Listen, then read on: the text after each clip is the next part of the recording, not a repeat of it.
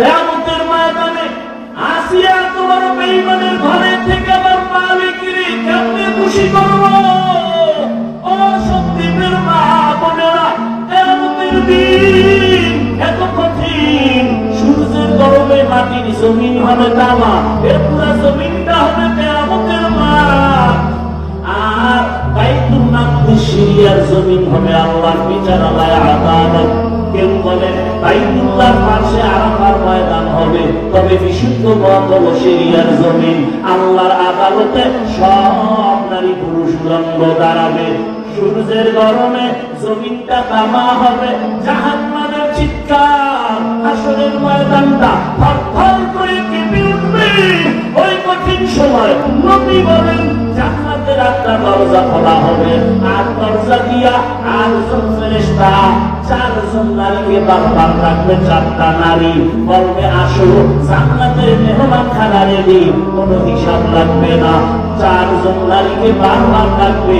ওই চারজন নারীর মধ্যে ভাগ্যবতী এক নারী হবে ফেরাউনের স্ত্রী আসিয়া। ও আমার মা বোনেরা, ও আম্মারা, আপনার স্বামী তো ফেরাউনের মতো খারাপ না। আপনি কেন নামাজ পড়তে পারেন না? ওই আসিয়া এত পাপী হয়ে গেল, এত বড় বেঈমানের ঘরে থাকিয়া টাকার অভাব নাই, ক্ষমতার অভাব নাই, অলঙ্কারের অভাব নাই, কিন্তু সব ছাড়িয়া আমার মালিকের আপন বানাইয়া দিয়েছে। আমার আল্লাহকে মহব্বতের বন্ধনে নিলেন। সূত্র কি? ও মুসা নবীর ছোঁয়া লাগছে, ছোটবেলা লালন পালন করেছিল। কথা জানেন না? আসিয়ার ঘরে তো মুসা নবী বড় হয়েছে, লালন পালন হয়েছে। ওই নবীর ছোঁয়া লাগছে সৎসঙ্গে সর্ববাস। আসিয়াকে বাংলায় কবুল করলো। একদিন ফেরাউন গোপনে হঠাৎ করে শুনে আসিয়ার জবানে আল্লাহর নাম উচ্চারণ হলো। ফেরাউন কয় আসিয়া তুমি কার নাম বলছো? বলে আমি আমার রবের নাম। রব তো মিশরের রব আমি। তুমি মিশরের রব হতে পারো, কিন্তু তোমারে যিনি বানাইছেন তিনি আমার আল্লাহ। আমি তোমার রব বলে মানি না। আমি আমার আসমানের মালিক, জমিনের মালিক, হায়াতের মালিক, মৌতের মালিক, তিনি তাকে মানি। ফেরাউন কয় সর্বনাশ, নিজের ঘরে আগুন লাগলে উপায় কি? তুমি যদি আমার খোদার স্বীকার না করো, আমার খোদাগিরির দাম নাই। আসিয়া রে, একবার হলে আমার খোদা বলা লাগবে। আসিয়া কয় যে আল্লাহরে আমার মহাব্বত সব দিয়া দিলাম, ইমান দিয়ে দিলাম, ওই আল্লাহর বিরুদ্ধে গিয়ে তোমার একবারও রব বলে মানব না। এত বুঝাইও ফেরাউন যখন ব্যর্থ, শেষ পর্যন্ত পায় আমার কানে মুক্তা লাগাইয়া আস্তে করে একটু আমার রব বলে স্বীকার করো। আসিয়া কয় ফেরাউন তুমি জানো না আল্লাহ পাকের আমি এমন ভাবে মহাব্বত করি, মিশরের মানুষ তোমারে ফাঁকি দিতে পারে, আর আমি এমন রবের বান্দি যে রবের কেউ ফাঁকি দিতে পারে না। ফেরাউন যখন দেখলো আসিয়ার লাইনে আনা যায় না, এবার ফেরাউন কঠোর হয়ে গেল, শাস্তি দেওয়া শুরু করলো। ফেরাউন বলে আসিয়ার খানা বন্ধ করে দাও, রিমান্ডে দাও, থাকার বিছানা ভিন্ন করে দাও, কষ্ট দিতে থাকো, ঠিক মতো খানা দিবা না, ঘুমাইতেও দিবা না। শাস্তি শুরু হয়ে গেল। আসিয়া একা একা কাঁদে আর বলে হে মালিক, ও আল্লাহ তোমার মায়া, তোমার মহাব্বত অন্তরে জমাবার কারণে আজ আমার ঘুমানের বিছানা নাই। এত বড় ক্ষমতাওয়ালা পাওয়ারওয়ালার ঘরে থাইকা বিছানাও পাইলাম না, খানাও ঠিক মতো দেয় না। ও আল্লাহ তোমার কাছে আমার দাবি ধৈর্য ধারণ করার তৌফিক দাও। আমার খানা লাগবে না, বিছানা লাগবে না, আমি তোমার যদি পাই আমার দিল ঠান্ডা হয়ে যাবে। মাওলার মহাব্বত বড় কঠিন জিনিস। ওরে নবীর উম্মতেরা, আর ফেরাউন এত কষ্ট দিয়েও দেখে আসিয়াকে নরম করা যায় না। মহিলা যদিও নরম, তবে ঈমান তার বড় তাজা। এত তাজা। এবার ফেরাউন বলে আসিয়া আমারে রব বলবি না, বলে না, বলে ফাঁসি দিও, ফাঁসি, বলে আমাকে ফাঁসি দাও, কোনো ভয় দেখায় লাভ নাই। মুসলমান যেই কদম দিয়া সামনে আগায়, কোন বেঈমানের ভয় সে কদম আর পেছনে ফিরাইয়া নেয় না। আসিয়া কয় আমি তোরে রব মানি না, বলে ফাঁসি হবে, বলে দাও। ফেরাউন শেষ পর্যায়ে তারিখ করে ফেললো, মিশরে ঘোষণা দাও, খোদা ফেরাউনের স্ত্রী আসিয়ার ফাঁসি হবে, শুলিবিদ্ধ করা হবে। হাজার হাজার মানুষ মিশরের ময়দানে আছে খোদা ফেরাউনের স্ত্রী ফাঁসি দেখার জন্য। হাতে পায়ে রশি লাগাইয়া ফেরাউনের স্ত্রী আসিয়াকে নিয়ে যখন ফাঁসির মঞ্চে নেয়, আসিয়া কান্না করে আর বলে, মালিক, এ দুনিয়া আমার টাকা নাই, পয়সা নাই, এত কিছু ক্ষমতা থাকার পরও সব ছেড়ে দিলাম।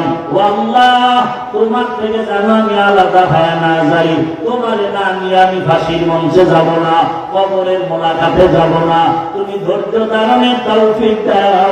আসিয়া কান্না করে আর ফাঁসির মঞ্চের দিকে হাঁটে। হঠাৎ করে তাকায় দেখে রাস্তা দিয়া জমানার নবী মূসা হেঁটে যায়।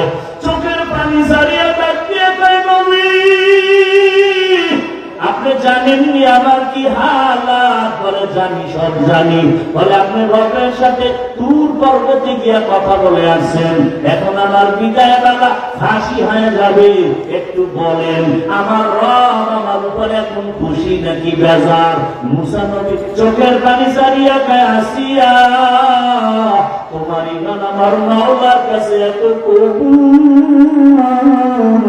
আমার আল্লাহ তোমার উপরে এখন বড় খুশি, কোন চিন্তা নাই।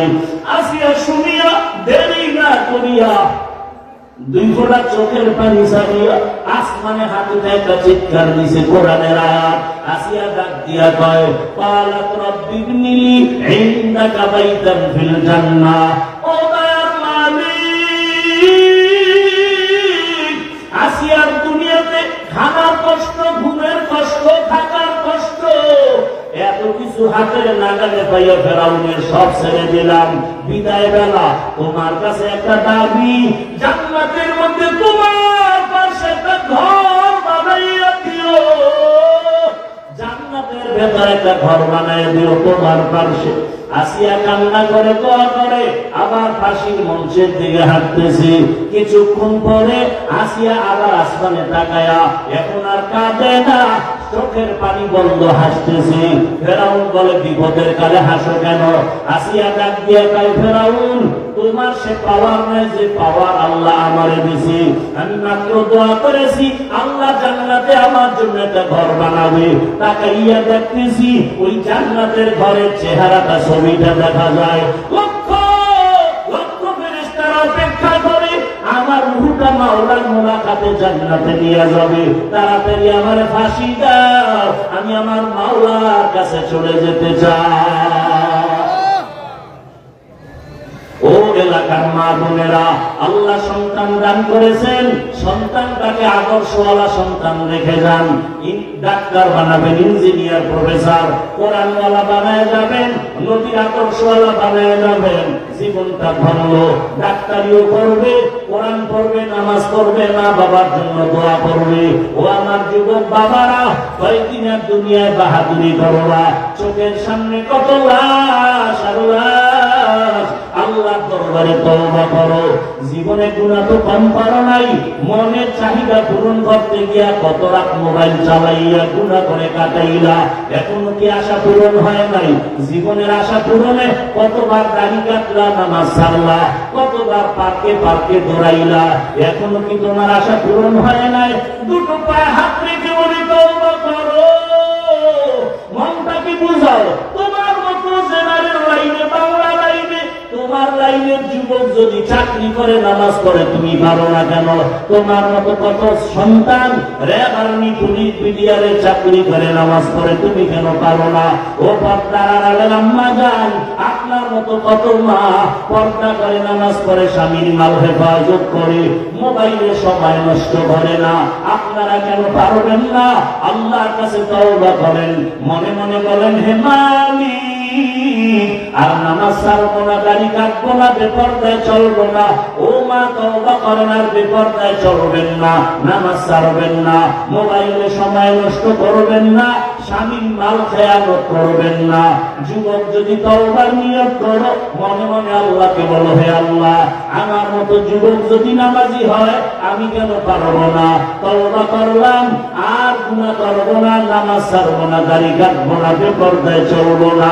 মা বাবার দোয়া নিয়া, শিক্ষকের দোয়া নিয়া, উলামায়ে কেরামের দোয়া পরামর্শ নিয়া, নবীজির সুন্নাত অনুযায়ী জীবনটাকে চালাবো। তওবা করার যদি নিয়ত হয়, দুটো হাত আল্লাহকে দেখায় দাও। আয় আল্লাহ, আমাদের হাতগুলো কবুল করে নেন। আয় আল্লাহ, আমাদের তওবা কবুল করে নেন। তওবার উপরে মজবুত হইয়া চলার মতো তৌফিক দান করেন। আমার যুবক বৃদ্ধ মা বোন সবার হাত আপনি কবুল করে নেন। মরণ পর্যন্ত সুন্নাতওয়ালা জীবনে চলার তৌফিক দান করেন, গুনাহমুক্ত জীবনে চলার তৌফিক দান করেন। আমিন। আল্লাহ সবাইকে কবুল করেন। আর মহব্বতে বলুন সব বয়ানের মূল মনে আছে দোয়া। কি দোয়া? বাবার জন্য, মায়ের জন্য, দেশের জন্য, অসুস্থ রোগীর জন্য, ব্যবসার জন্য, সব হাজাতের জন্য দোয়া। বরকতি জায়গায় বসছেন, দোয়া করে যাবেন। আমাদের মাদ্রাসার সুনামধন্য মুহতামিম সাহেব হযরত স্টেজে আছেন, দোয়া করবেন। আল্লাহ পাক দোয়া করে যাওয়ার সবাইকে তৌফিক দান করেন। ভুল ত্রুটির জন্য ক্ষমা চাচ্ছি। আল্লাহ পাক বাকি কথা আমাকে আপনাদের সকলকে সহিহ তরিকায় আমল করার তৌফিক দান করেন। সমস্ত মুখালিফের মুওয়াফিক বানায় দেন। পেরেশানি থেকে আল্লাহ হেফাজত করেন। সুবহানাল্লাহি ওয়া বিহামদিহি, সুবহানাকাল্লাহুম্মা বিহামদিকা, আশহাদু আল লা ইলাহা ইল্লা আনতা, আস্তাগফিরুকা ওয়া আতুবু ইলাইক। আসসালামু আলাইকুম ওয়া রাহমাতুল্লাহি ওয়া বারাকাতুহু। কেউ উঠবেন না মোনাজাত না দিয়া।